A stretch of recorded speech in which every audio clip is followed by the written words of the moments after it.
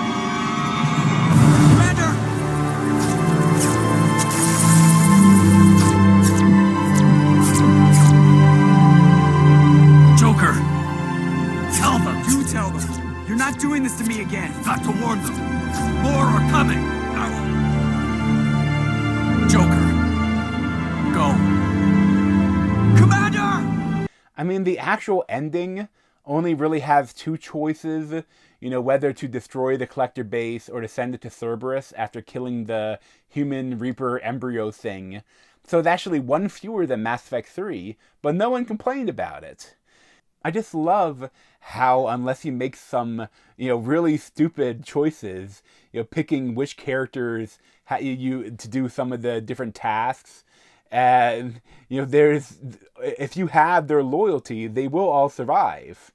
The mission has so many great moments where, like, you have to, you pick a team and pick a team leader, and then pick like other solo things that they have to do, and you have to say, okay, you're good at that, you're going to be perfect for that. I love that. And I kind of wish every mission in all the games were kind of like this. It always felt so weird that I'm only taking 3 people to this giant war.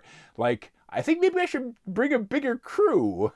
And then it also is just kind of some devastating moments that I've only experienced on YouTube. I never lost a crew member that they didn't force me to lose. But it's absolutely tragic when the characters die, especially when, as I know, they all can be saved. And then, okay, so now on to the problems that this mission caused. Because in the Legendary Edition stats that BioWare released on Twitter, all of the characters survived in over 90% of every player's game. And but when the game first came out, I remember reading, I think Game Informer had this whole big issue all about Mass Effect 2 and the suicide mission. And I remember they have talked about the percentage of characters that survived. And I think that, like, the highest, like, where even, like, fan favorites like Garrison Tally, weren't much more than 70% survival rate. So in Mass Effect 3, the developers, they had to make a decision of whom to make crew members. I'm sure they looked at survival percentages, they listened to who the fan favorites were, maybe checked out what the most popular fan drawings were on DeviantArt, and they also, I'm sure, looked at what missions they wanted to do. And then they of course ended up going with only 2 crew members from Mass Effect 2, and that's Garrus and Tally. My personal 2 favorite characters. So you have some over there. From some behind-the-scenes interviews and documentaries that have been released, at one time, all of the crew members had returned to the ship, but understandably, they decided not to go that route. I always found it was interesting, though, that only Jack had a true redesign of her character. So I assume that she must have been in the runnings right towards the end to become a crew member. And there are actually still a lot of great moments with her, if she's a love interest for Shepard. Good enough for an ID?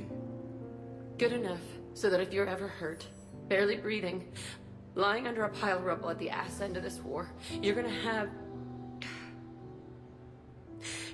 something that tells the galaxy that you belong to me. It's definitely worth a watch on YouTube if you missed it. For everyone else, they only get another little mission. They're all pretty fun, though, still. And each one I enjoyed, but I still kind of really missed out on seeing more of them in the game, throughout the game. Like, they have moments, especially, it really helps with the Citadel DLC, really helps get more moments with them. But, the game upon release, you were really missing all those characters that you loved. And then, looking back, I think the biggest mistake they made was Suicide Mission, especially, again, when the game first came out. And, there were online guides, but they weren't quite as readily accessible. And people didn't know that the Suicide Mission was going to happen. Now, I'm sure people have been talking about it for years, and maybe they played it years ago, and this time they want to do it better. So, I think that when the timer that's triggered before the end mission is really the biggest downfall to it. Because I always thought, why would anyone not do the loyalty missions? They're literally some of the best missions in the whole game. However, once you do that one mission where you get the Reaper code or whatever, Like they, and Edie starts to decipher it. You have a time limit starts. Like you have to do like a couple missions before she finishes deciphering it, and then you go off, and the collector trap is sprung, and most of your crew is kidnapped. And I think that the biggest fault there is that there wasn't a clearer warning. Even if it was slightly break immersion, maybe they say, maybe we should put this mission off for a little bit, or maybe that it wasn't there until you did more of the loyalty missions or something. Because after your crew is kidnapped by the collectors, if you do one mission without immediately going to save them, half of your crew dies. And then also it includes a possible love interest in your assistant, Kelly Chambers. And by the way, as a bit of a side, this leads to honestly one of the shittiest moments in the whole series if you're a Paragon Shepherd. Because if you do save Kelly in Mass Effect 2, there must have been such a small percentage, because I bet a lot of people at least did one or two more missions. So she probably died in most people's games. So she's barely in Mass Effect 3. But then, honestly, even with her small moments you have when you meet up with her in the Citadel, they're kind of really beautiful and tragic, because she's suffering horribly from PTSD after being, taken by the collectors and almost turned into juice to make the human embryo Reaper. And she's there trying to help the refugees in the Citadel, and she kind of wants to come with you on the ship but can't because of all the memories that are attached to it. And if you encourage her, the Paragon option, to keep helping people instead of the Renegade option to change her name and hide from Cerberus, she will be killed off screen when they invade the Citadel. Whatever happened to that nice lady who was helping everybody out? You mean the redhead? Kelly Chambers? Yeah, that's her. She's dead. What? Yeah. When Cerberus took the docks, they walked right up to her and asked, "Are you Kelly Chambers?" She said yes, and they put a bullet right between her eyes. The moment is so odd when you come back and go to the refugee section in the Citadel. You go to where she's supposed to be to have another conversation with her, and you just overhear some random NPCs talking about how crazy it was that these guys came up to her and asked if she was Kelly Chambers, and when she said yes, they shot her in the head. That was weird. And it's Shepard doesn't even have a response to it. He doesn't go, "Oh my God, what, Kelly? Oh no!" There's nothing. He doesn't even respond to it, and her name doesn't even show up on the tribute wall of all the dead crew members on the Normandy. That series of events still just really pissed me off. And with that, there's so much time in between when you tell her, "Don't worry about changing your name," and the Citadel invasion by Cerberus, that you'd have to go back 10-20 hours if you want to change your choice. And it just sucked, Then back to the mission. If you do, I can't remember if it was 3 or maybe it was 5 other missions before starting the final mission, the rest of your crew will die except for Dr. Chakwas. And here, they do make the odd couple in the engineering section of the ship crew members in Mass Effect 3. So not too many people must have waited that long. They must have went to save them before that happened, which I'm happy about, because if you do bring them in Mass Effect 3, they have some funny, little cringy moments, jokes, but then they're also this really cute. If you encourage them to seek a relationship together, there's some cute moments that you can interrupt. So what would I have changed other than making the consequences of not doing the loyalty missions more apparent? Encourage them to do them before any other main missions. I personally would have liked the choices that you make to cause changes in characters without them just dying. I still love that they can all die, but it's just so final with so many of your choices in the games. And it raises the stakes, but then it limits the future of those characters when you have an option for them to die. If you've ever read a Choose Your Own Adventure book, you know what I'm talking about. They're full of choices that are not what the writer wants you to do. Where if you choose it, you're taken to a page where you read a couple of paragraphs and then you immediately die. Or there are options that are similar enough to other options where you eventually end up at the same page later on, no matter where you've diverged previously, so you can continue the main story. Then to bring it back to games, like in all of the Walking Dead and Game of Thrones Telltale games, every time you make a choice to save one character or the other, you always knew that the character you saved was still going to die very soon after that, or at least something would happen where you would leave the group. They would leave the group. So for me, I would have loved to see more consequences to your choices that don't result in the death of that said character. Just for example, I loved when Garrus, as Archangel, when he his recruitment mission, he got a badass scar and battle damage armor in Mass Effect 2, and everyone got that for him. But I always kind of think, what if for every character, if you made the wrong decision, you still make too many wrong decisions, they could still die. But if you make a small wrong decision, or if they weren't fully loyal, they could get injured, and they could get a different skin in the game with scars or replacement limbs, like Star Wars. It would still be impactful, and you could still have one-off conversations with the character.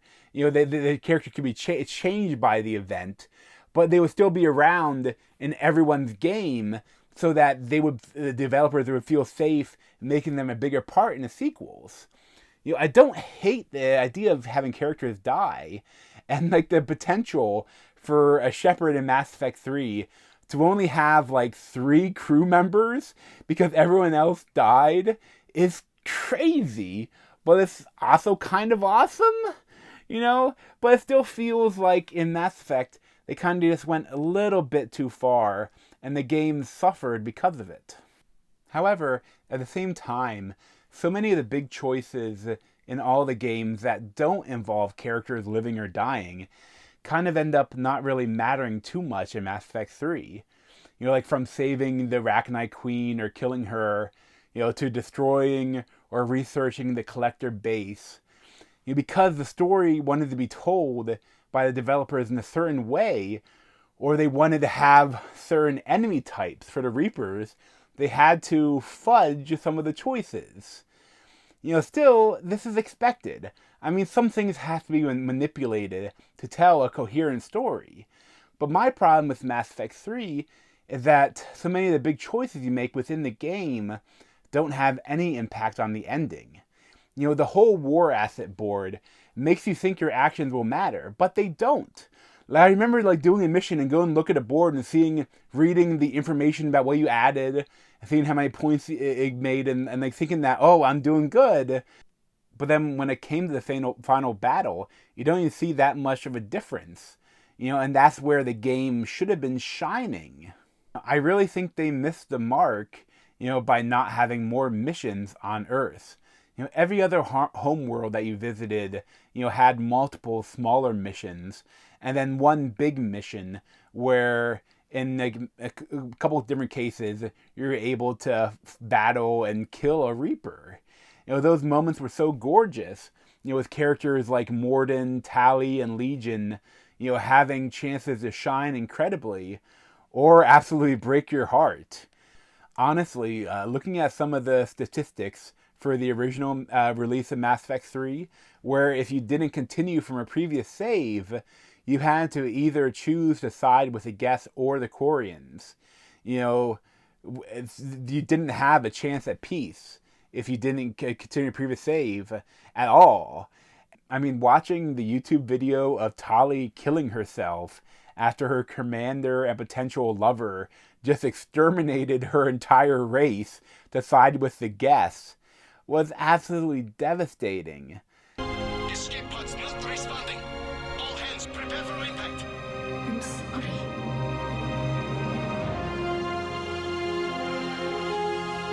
Tally, no!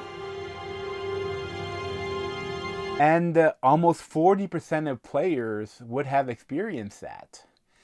It just still frustrates me that no matter what you choose then, those amazing missions in Mass Effect 3, some of the best missions in the whole series, like those things that happen in them, it doesn't really matter. There's huge things like the extinction of the Geth or the Quarians, or curing the genophage or making it worse. Every other little thing you do in the game doesn't matter. Even if you don't have enough war assets, the only difference in the color-coded endings is a slightly more damaged Earth. And it's just the ultimate shattering of the illusion that all of our choices we made in the game mattered. I really think that there should have been more consequences for different actions before, if you had to do it, if you're still going to do a Space Child reveal, there had to be some other consequences for your actions. And I think there also should have been a final boss on Earth, before this whole Star Child section. I would have loved to have some sort of fight with Harbinger, like the biggest Reaper, instead of him just flying away after he thinks he's killed you.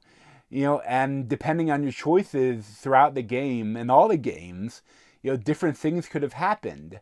I mean, I don't really care about the fate of the galaxy. I care about the fate of all the characters that I've grown to love. So if the galaxy wasn't ready to fight this battle, maybe your crew members should have been dying or something like that. The Earth mission should have been full of moments where if you did everything right, all of your war assets had this moment to shine in different ways that you could actually witness. And if you didn't do it right, you see where everything failed and you were losing or something. People were dying. But instead, we get the incredibly weird ending where everything resembles a fever dream. So, of course, a lot of fans believe that none of it was true.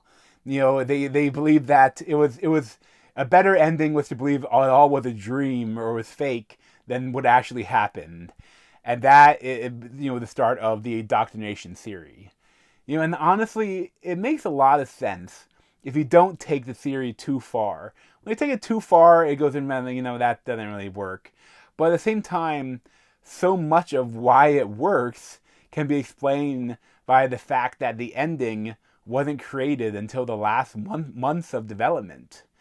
No one working at BioWare, according to some behind-the-scenes stuff, knew what the ending was going to be.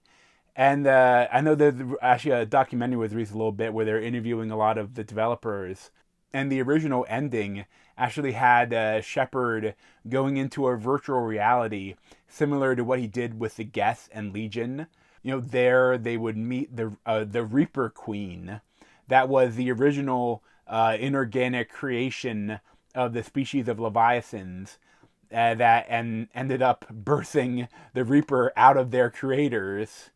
And then in previous cycles, she would explain that, after harvesting species for millennia, she came to the conclusion that their tactics had to change, as eventually, all sufficiently intelligent life would have been exterminated.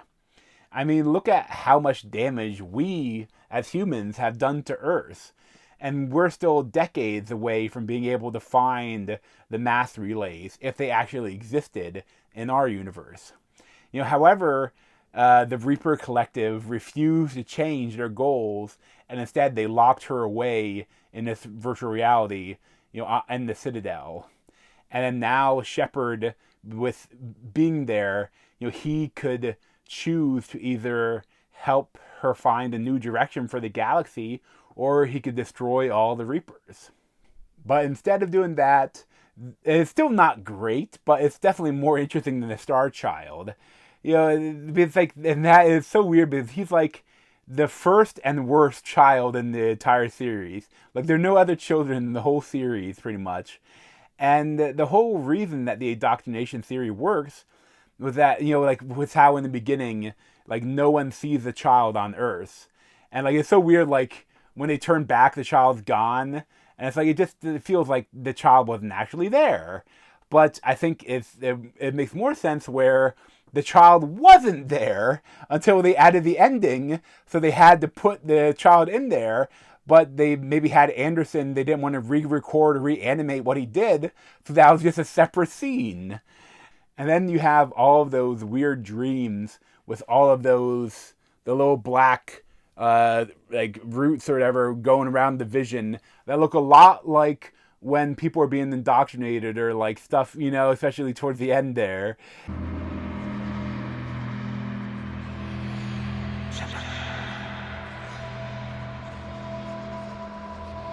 But all of that stuff, again, it can be explained by those dreams were never in the game until very late.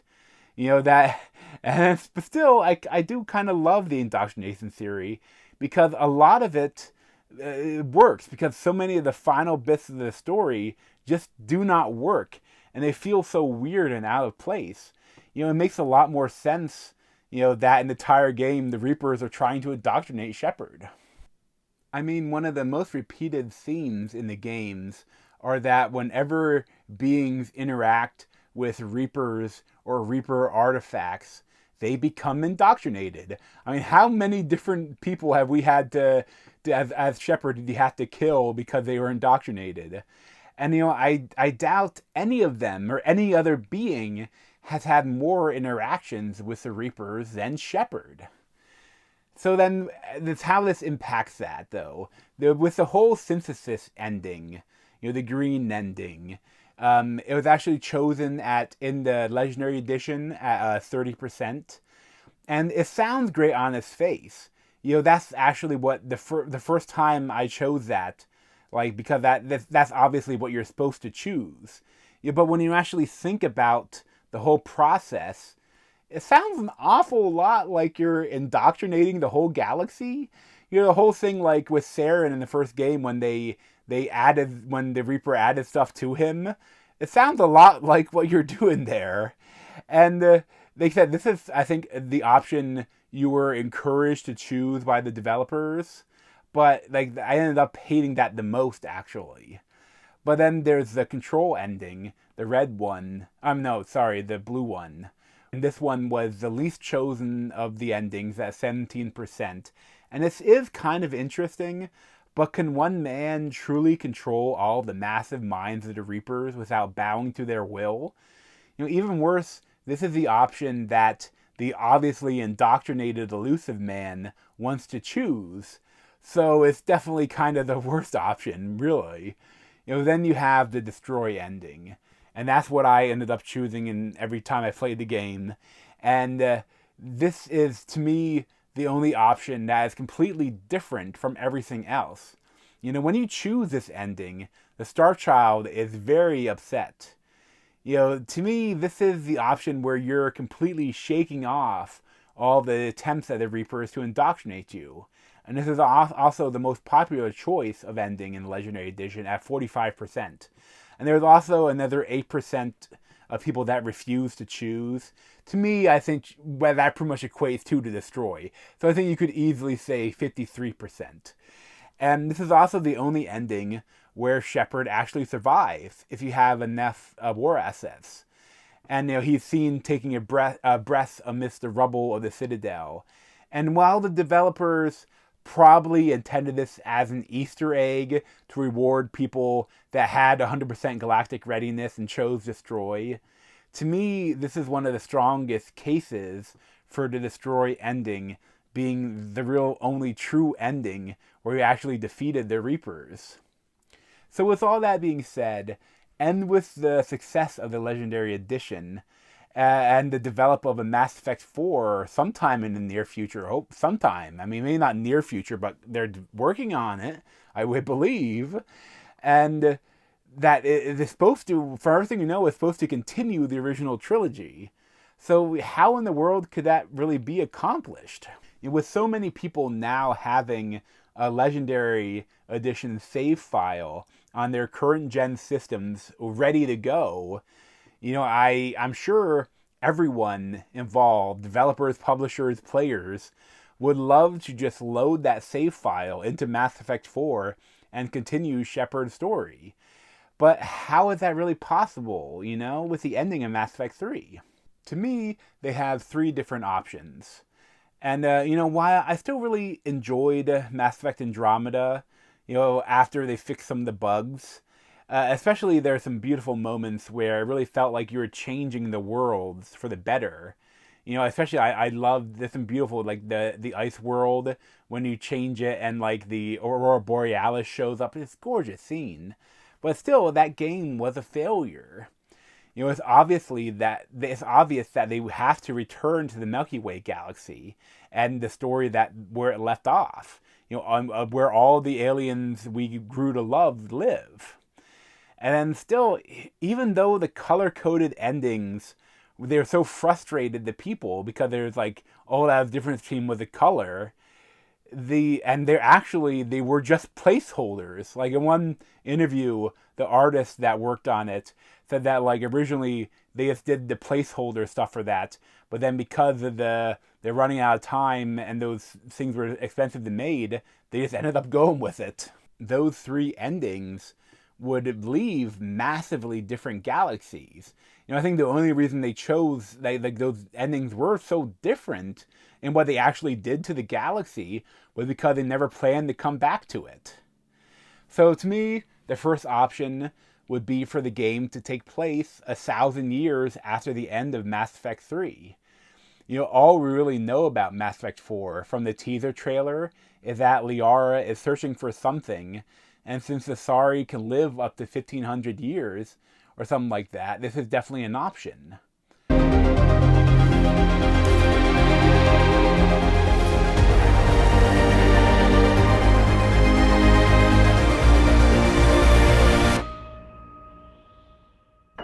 After that much time, a lot of the choices that you have made could have faded away. I mean, a lot can happen in 1,000 years. Even your big choices with the Krogan, in the years after Mass Effect 3, someone could have cured the genophage if you didn't cure it, or someone could have released a new genophage if you did cure it. And of course, the other big problem is the Quarian and the Geth. But again, they could be something written where like all of them were killed in some other event, which it would suck, but it could happen. But synthesis is another big issue with that.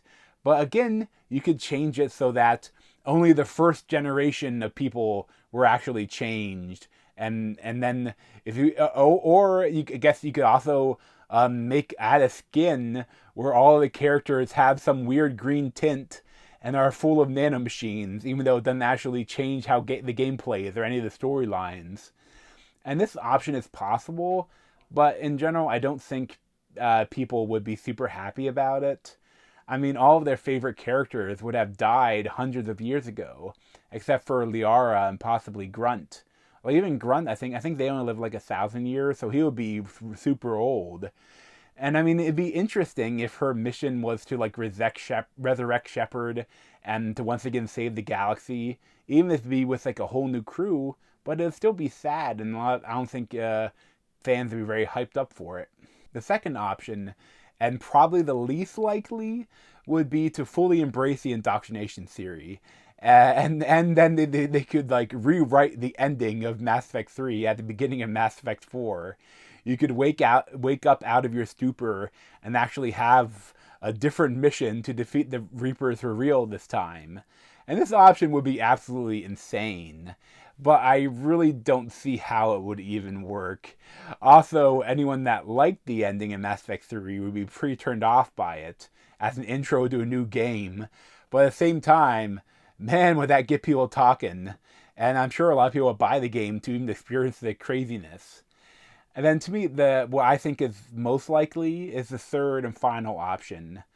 And this would still require some manipulation of the ending in Mass Effect 3, but just mainly to minimize the consequences of the 3 choices.